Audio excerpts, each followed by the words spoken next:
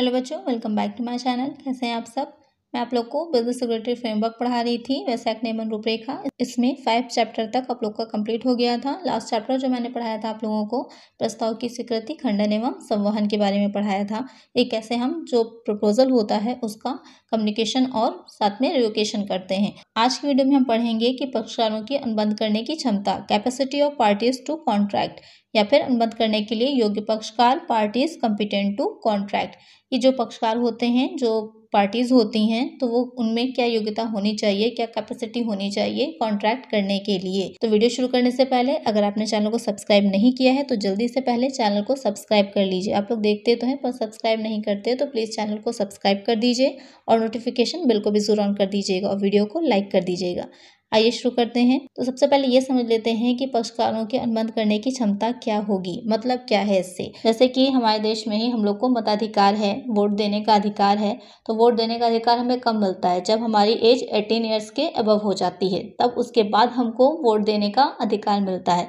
इसी तरह से हम जो कॉन्ट्रैक्ट कर रहे होते हैं, जो भी हम ठहराव कर रहे हैं, उस सबको करने के लिए भी हमारे लिए कुछ योग्यताएं निर्धारित करी गई हैं। तो वो योग्यताएं ही क्या हो जाती हैं, पक्षकारों में अनुबंध करने की क्षमता कहलाती हैं। तो अनुबंध के लिए अयोग्य कौन कौन से व्यक्ति होते हैं, या इनकैपेसिटी ऑफ पार्टीज। तो इसमें 3 तरह के लोग आ जाते हैं। एक पहला हो जाएगा माइनर। माइनर कौन होगा, यानी कि अवयस्क, जो व्यक्ति वयस्क नहीं है। हम डिटेल में आगे से पढ़ेंगे। दूसरा हो जाएगा पर्सन ऑफ अनसाउंड माइंड, यानी कि अस्वस्थ मस्तिष्क का व्यक्ति। तीसरा हो जाता है डिस्क्वालिफिकल बाय लॉ और स्टेटस, यानी कि किसी कानून के द्वारा, किसी लॉ के द्वारा या फिर किसी स्थिति के आधार पर वो व्यक्ति क्या है, अनुबंध करने की योग्यता नहीं रखता। तो इन 3 उसमें डिवाइड किया गया है अनुबंध करने की योग्यताओं को, या फिर इस तरह से कह सकते हैं कि वो व्यक्ति जो अनुबंध करने के लिए अयोग्य होते हैं। तो सबसे पहले हम पढ़ते हैं माइनर के बारे में। जो माइनर्स होते हैं, अवयस्क व्यक्ति होते हैं, उनके द्वारा जो अनुबंध किया जाता है वो किस तरह से वैध नहीं होगा, या किस तरह से वो अनुबंध करने के लिए योग्य नहीं होते हैं। सबसे पहले ये समझ लेते हैं कि अवयस्क होता कौन है। Meaning of minor. तो जो भारतीय वयस्कता अधिनियम 1875, इंडियन मेजोरिटी एक्ट 1875 है, उसकी जो सेक्शन 3 है उसमें कहा गया है कि भारत में निवास करने वाले वे सभी व्यक्ति वयस्क समझे जाते हैं जो 18 वर्ष की आयु के हो चुके हों, किंतु ऐसा व्यक्ति जिसका संरक्षक न्यायालय द्वारा नियुक्त किया गया है या जिसकी संपत्ति किसी कोर्ट ऑफ आर्ट्स के निरीक्षण में हो, 21 वर्ष की आयु पूर्ण करने के उपरांत ही वयस्क माना जाएगा। यानी कि वैसे तो भारत में 18 वर्ष की आयु को ही वयस्क माना जाता है, लेकिन 2 कंडीशन ऐसी बताई गई हैं। जब उस कंडीशन में होगा, कौन सी हो जाएंगी, एक वो जिसका संरक्षक न्यायालय द्वारा नियुक्त किया गया है, या फिर वह व्यक्ति जिसकी संपत्ति जो होगी वो कोर्ट ऑफ आर्ट्स के निरीक्षण में होगी। तो उसमें 21 वर्ष की आयु जब वो पूरी कर लेगा उसे तब वयस्क माना जाएगा। नॉर्मली 18 वर्ष है, लेकिन 2 कंडीशंस में 21 वर्ष पर माना जाएगा। तो ध्यान रखिएगा, अगर आपको ऑब्जेक्टिव पेपर हो रहा है तो वहाँ पर इस पॉइंट का ध्यान रखिएगा, तब वो वयस्क माना जाता है। यानी कि 18 वर्ष की आयु से नीचे का कोई व्यक्ति होगा तो वो अवयस्क हो जाएगा और वो व्यक्ति अनुबंध करने की योग्यता नहीं रखता। तो अवयस्क के संबंध में एक अनुबंध को लेकर के किस तरह की उसकी वैधानिक स्थिति होती है उसे एक बार देख लेते हैं। Legal positions regarding minor. तो पहला हो जाएगा इसमें कि अवयस्क के साथ किया गया अनुबंध पूर्णतः व्यर्थ होता है। Contract with minor is absolutely wide. अगर आपने किसी अवयस्क व्यक्ति के साथ किसी तरह का अनुबंध किया है तो पूरी तरह से व्यर्थ हो जाता है। इसमें जो मोहरी बीबी बनाम धर्मोदास घोष थे, उनका विवाद काफ़ी चर्चा में रहता है और उल्लेखनीय रहता है। इसमें माना गया था कि जो वयस्क के साथ अनुबंध किया जाएगा वो पूर्णतः व्यर्थ होगा। दूसरा हो जाता है वयस्क होने पर पुष्टिकरण संभव नहीं। Ratification not possible on majority. यानी कि कोई व्यक्ति था जो अवयस्क था, उसने कोई अनुबंध कर लिया है, लेकिन अब उसकी एज जो थी, उसकी आयु थी, कुछ अनुबंध करने के 6-7 महीने बाद या 1 साल के बाद 18 वर्ष का वो हो जाता है। अब चाहे कि उसका पुष्टिकरण कर दे या उसको वो परिवर्तनीय बना ले, इन्फोर्सेबल बना ले, तो पॉसिबल नहीं होता, क्योंकि उसने अनुबंध जब किया था उस टाइम वो वयस्क नहीं था। नेक्स्ट आ जाता है अवयस्क द्वारा अपने लाभ के लिए अनुबंध करना। Minors contract for his benefits. कि कोई अवयस्क है तो अपने लाभ के लिए अगर वो कोई अनुबंध कर रहा है तो उसे जो न्यायालय होता है, जो लॉ होगा, वैध मानता है, लीगल मानता है, क्योंकि उसे अपने लाभ के लिए किसी भी तरह अनुबंध करने से जो लॉ होगा वो नहीं रोक सकता। जैसे कि सर्विस करना है, कहीं पर भी नौकरी करना है, तो वहाँ पर अगर वो 18 वर्ष का नहीं भी हुआ है तो भी अगर वो नौकरी कर रहा है किसी कंपनी में, किसी जगह पर, तो कानून उसे उसको वो करने से रोक नहीं सकता, क्योंकि इसमें उसका प्रॉफिट है, उसका लाभ है। लेकिन इससे अगर उसका कोई दायित्व उत्पन्न हो रहा है तो उस दायित्व के लिए वो रिस्पॉन्सिबल नहीं होगा। नेक्स्ट आ जाता है जीवन की आवश्यकताओं की पूर्ति के लिए अनुबंध। Contract for the supply necessaries of life. यानी कि अगर जीवन की आवश्यकताएं, जो जीवन की जो मूलभूत बेसिक नीड्स होती हैं, उसको करने के लिए वो कोई अनुबंध कर रहा है तो वो अनुबंध वो कर सकता है। जैसे कि भोजन है, कपड़ा है, दवा है, शिक्षा है, ये सारी चीज़ें इसके अंतर्गत आ जाती हैं। तो वो उसके लिए अनुबंध वो कर सकता है, लेकिन उसके संबंध में जो मूल्य का भुगतान अगर उसने नहीं दिया है तो वो व्यक्तिगत रूप से वो उत्तरदायी नहीं होगा। जिसके संरक्षण में वो अवयस्क होगा वो उसके लिए उत्तरदायी होंगे। नेक्स्ट आ जाएगा अवयस्क एजेंट के रूप में माइनर एज एन एजेंट। एक अवयस्क व्यक्ति किसी का एजेंट तो बन सकता है, लेकिन अगर उस एजेंट होने के साथ साथ उससे कोई लापरवाही हो जाती है, किसी तरह की वो कार्य करने में गलती कर देता है, जानबूझकर की गलती हो जाती है, तो उससे अगर किसी तरह का कोई नुकसान हो रहा है तो उस नुकसान के लिए वो एजेंट क्या होगा, उत्तरदायी नहीं होगा, बल्कि कौन होगा, उसका नियोक्ता जिसने उसको नियुक्त किया है। नेक्स्ट आ जाता है साझेदार के रूप में अवयस्क माइनर एज ए पार्टनर। एक अवयस्क व्यक्ति जो होगा वो अनुबंध करने के लिए योग्य नहीं होता, इसीलिए वो किसी भी साझेदारी संस्था में किसी भी पार्टनरशिप में पार्टनर नहीं बनाया जा सकता। लेकिन जो भारतीय साझेदारी अधिनियम है उसमें कहा गया है कि उसे लाभ के लिए सम्मिलित किया जा सकता है, यानी कि जो प्रॉफिट है उस प्रॉफिट की हिस्सेदारी उसे मिल सकती है, लेकिन किसी भी तरह का उत्तरदायित्व तो उसका व्यक्तिगत रूप से नहीं होगा। वो उसे सिर्फ उस पार्टनरशिप में जो भी प्रॉफिट होगा उसको शेयर कर सकता है, लेकिन अगर उससे कोई रिस्पॉन्सिबिलिटी आ रही है, उसका कोई लायबिलिटी आ रही है तो उसके लिए उत्तरदायी नहीं होगा। नेक्स्ट पॉइंट आ जाता है कि संयुक्त स्कंध कंपनी में अवयस्क की स्थिति minus position in A joint stock company. एक संयुक्त स्कंध कंपनी, एक ज्वाइंट स्टॉक कंपनी जो होगी उसमें एक अवयस्क जो होगा वो अंशधारी बन सकता है, वो अंशों को परचेस कर सकता है। जो कंपनी है उसके पार्षद अंतर नियम में आर्टिकल्स ऑफ एसोसिएशन में ऐसी व्यवस्था की गई है कि कोई अवयस्क व्यक्ति उसके शेयर्स ले सकता है, परचेस कर सकता है, तो वहां पर एक जो अवयस्क होगा वो उस कंपनी का अंशधारी बन सकता है। लेकिन जो वहां पर याचनाएं कंपनी करेगी, जो कॉज करती है, उसके लिए वो उत्तरदायी नहीं होता है। ओवरऑल ये समझ लीजिए जो प्रॉफिट हो रहा है उसमें उसका हिस्सा रहता है, लेकिन अगर कहीं पर भी उसके दायित्व की बात आ रही है, उस पर कोई रिस्पॉन्सिबिलिटी आ रही है, तो वहां पर उसे कानून जो लॉ है वो मुक्त कर देता है कि उसकी जिम्मेदारी कोई नहीं बनती, उसे सिर्फ प्रॉफिट पे हिस्सा मिल सकता है।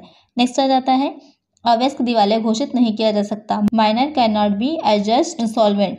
किसी भी अवयस्क को दिवालिया घोषित नहीं किया जा सकता, व्यक्तिगत रूप से वह किसी भी कार्य के लिए उत्तरदायी भी नहीं ठहराया जाएगा।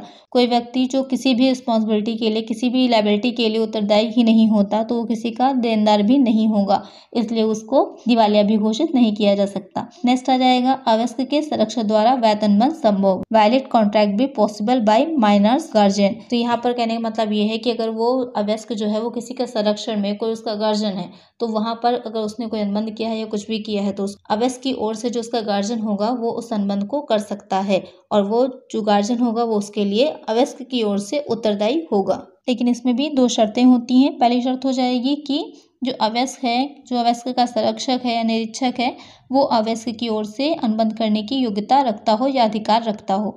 दूसरा हो जाएगा अनुबंध अवयस्क के लाभ के लिए किया गया हो। यहाँ पर भी वही बात आ गई कि जो अवयस्क होगा उसका प्रॉफिट होना चाहिए। तो आप लोग को पढ़ने से लग रहा होगा कि अवयस्क होने से कितने लाभ होते हैं, माइनर होने से कितना बेनिफिट होता है। लाभ तो मिलेगा लेकिन किसी भी तरह की जिम्मेदारी नहीं होती है। नेक्स्ट आ जाएगा अवयस्क का प्रतिभू अवयस्क के लिए उत्तरदायी होता है। Minor surety is liable for the minor. तो यहाँ पर प्रतिभू कौन होता है पहले वो समझ लीजिए। जो किसी भी तरह की सिक्योरिटी देता है, श्योरिटी देता है, वो प्रतिभू हो जाता है। जैसे कि दो व्यक्ति हैं, राम और श्याम। राम ने श्याम से लोन लिया है और तीसरा व्यक्ति है कोई मोहन। राम ये कहता है कि अगर मैंने आपको शाम को उस लोन को नहीं चुकाऊंगा तो उसके बदले में जो मोहन होगा वो उस लोन को चुकाएगा। तो ये जो मोहन होगा वो क्या हो जाएगा, प्रतिभू हो जाएगा। तो जो मोहन हो जाएगा वो प्रतिभू हो जाएगा। तो वही कहने का मतलब है यहाँ पर कि अगर कोई अवयस्क का प्रतिभू है तो अवयस्क ने जो भी अनुबंध किया होगा, कॉन्ट्रैक्ट किया होगा, तो उसका जो प्रतिभू होगा, जो श्योरिटी दे रहा होगा, वो उस अनुबंध को पूरा करने के लिए अगर वो चूक जाता है या पूरा नहीं करता है अवयस्क, तो जो प्रतिभू होता है वो उस अनुबंध को पूरा करने के लिए उत्तरदायी होता है। अब नेक्स्ट आ जाता है कि अस्वस्थ मस्तिष्क वाले व्यक्ति, पर्सन्स ऑफ अनसाउंड माइंड। तो अस्वस्थ मस्तिष्क वाले व्यक्ति होते क्या हैं? तो ये व्यक्ति जो होंगे वो अनुबंध करने की योग्यता नहीं रखते हैं। तो इसके अंतर्गत कौन से व्यक्ति आ जाएंगे? पहला हो जाता है पागल या उन्मुक्त व्यक्ति। अस्वस्थ मस्तिष्क का मतलब यही हो जाता है कि वो व्यक्ति स्वस्थ मस्तिष्क नहीं रख रहा है, सोचने समझने की सही क्षमता नहीं रख रहा है, वो विवेकपूर्ण निर्णय नहीं ले सकता है। तो ऐसा व्यक्ति क्या हो जाता है? अस्वस्थ मस्तिष्क का हो जाएगा। तो जो पागल या उन्मुक्त व्यक्ति है, इनसेन पर्सन है, उसका मस्तिष्क स्वस्थ नहीं होता है, ना वो स्वयं निर्णय ले पाता है, ना ही कोई सही ढंग से कार्य कर पाता है। दूसरा हो जाएगा जन्मजात मूर्ख या फिर बेवकूफ व्यक्ति, जिसे इडियट बोलते हैं। ऐसे व्यक्ति जो जन्म से ही मूर्ख होते हैं, किसी भी चीज़ों को समझ नहीं पाते, उनकी सोचने समझने की शक्ति नहीं होती है, या वो ढंग से कोई भी कार्य कर नहीं सकते या अपनी आवश्यकताओं को समझ नहीं सकते, तो वो व्यक्ति क्या हो जाते हैं? जन्मजात मूर्ख हो जाते हैं। नेक्स्ट आ जाएगा शराबी या बेसुध व्यक्ति, ड्रंक पर्सन। कोई ऐसा व्यक्ति है जो कि बहुत ज़्यादा ड्रंक्ड है, तो उस टाइम पर अगर वो अनबन कर रहा है तो उसे अनबन करने के लिए योग्य नहीं माना जाएगा। क्यों? क्योंकि उसका जो मस्तिष्क होता है वो सही से सोच समझ नहीं पा रहा होता है कि वो क्या कर रहा है क्या नहीं कर रहा है, उसको सही समझ नहीं होती है। इसलिए क्या होगा कि वो भी अनबन करने के लिए योग्य नहीं होगा उस टाइम पर। फिर आ जाता है मानसिक कमजोरी, मेंटल डिके। अगर किसी व्यक्ति को मानसिक रूप से किसी तरह की बीमारी है, किसी तरह की कमजोरी है, तो वो व्यक्ति भी अनबन के लिए योग्य नहीं होता। फिर आ जाता है मोहावस्था, हिप्नोटिज्म, जिसमें रहता है कि कोई व्यक्ति अगर कृत्रिम निद्रा में होता है तो उसको मोहावस्था कहा जाएगा। तो ऐसे स्थिति में भी वो अनबन के लिए योग्य नहीं माना जाता है, लेकिन वो व्यक्ति ऐसी स्थिति से बाहर आने के बाद अनबन के लिए योग्य हो जाएगा। तो ये हो जाते हैं कुछ अस्वस्थ मस्तिष्क के व्यक्ति। जब अनबन हम कर रहे होते हैं तो वहाँ पर जो योग्यता है, तो उसमें जो अगर पर्सन जो है वो अनसाउंड माइंड का है, कौन पर्सन जो आपने पास पढ़े कि इस तरह का कोई भी व्यक्ति अगर होगा तो उसे हम अनबन के लिए योग्य नहीं मानेंगे। नेक्स्ट आ जाता है राजनियम द्वारा अनुबंध करने के लिए अयोग्य घोषित व्यक्ति, person declare to be disqualified to contractual by law और स्टेट, यानी कि किसी स्थिति के आधार पर या फिर किसी कानून के आधार पर वो अनुबंध करने के लिए अयोग्य मान लिया गया है।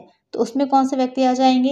पहला हो जाता है विदेशी सम्राट, राजदूत या प्रतिनिधि। नाम से ही क्लियर है, देखने से ही पता चल रहा है कि वो हमारे देश से रिलेटेड नहीं है, हमारे देश के ही नहीं है, तो इसलिए वजह से भी क्या होंगे, वो भारत में अनुबंध करने के लिए योग्य नहीं माने जाएंगे, क्योंकि वो भारतीय न्यायालय के क्षेत्र से, अधिकार क्षेत्र से बाहर हो जाएंगे। नेक्स्ट आ जाता है अपराधी या कैदी, कन्विक्ट्स। कोई ऐसा व्यक्ति है जो कि अपराधी है या फिर जो जेल में है या कैद में है, तो एक ऐसा व्यक्ति भी अनुबंध करने के लिए योग्य नहीं माना जाता है। लेकिन उसकी जो भी सज़ा होगी, जो भी उसका टाइम लिमिट होगी, उसको पूरी कर लेने के बाद वो अनुबंध करने के लिए योग्य हो जाएगा।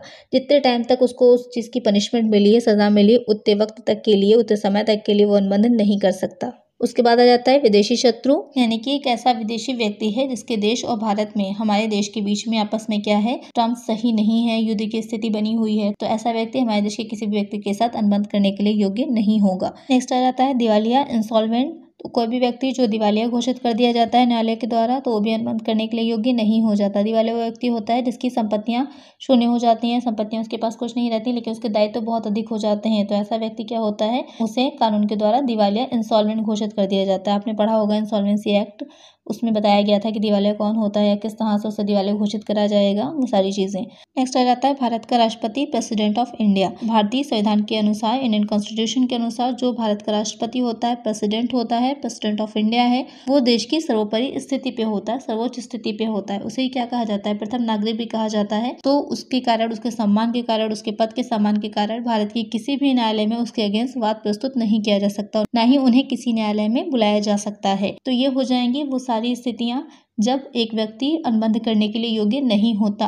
तो आज के चैप्टर में हमने पढ़ा कि पक्षकारों की अनुबंध करने की क्षमता क्या होती है, कौन से ऐसे व्यक्ति हैं या कौन से ऐसी स्थितियां हैं जब वो व्यक्ति अनुबंध करने के लिए योग्य नहीं होता या अनुबंध वो नहीं कर सकता। आई होप आपको अच्छे से ये चैप्टर समझ में आ गया होगा। नेक्स्ट वीडियो में हम पढ़ेंगे कि फ्री कंसेंट क्या होता है, स्वतंत्र सहमति क्या होती है, या ऐसी कौन सी कंडीशंस होती हैं जब सहमति को स्वतंत्र नहीं माना जाएगा। तो आज की वीडियो में इतना ही। अगर वीडियो अच्छी लगी हो तो जल्दी से वीडियो को लाइक कर दीजिए, और अगर चैनल को सब्सक्राइब नहीं किया है तो जल्दी से चैनल को सब्सक्राइब कर दीजिए। नोटिफिकेशन बेल को भी जरूर ऑन कर दीजिएगा, और ज़्यादा से ज़्यादा फ्रेंड्स के साथ वीडियो को शेयर कर दीजिएगा। मिलते हैं नेक्स्ट वीडियो में। Thank you.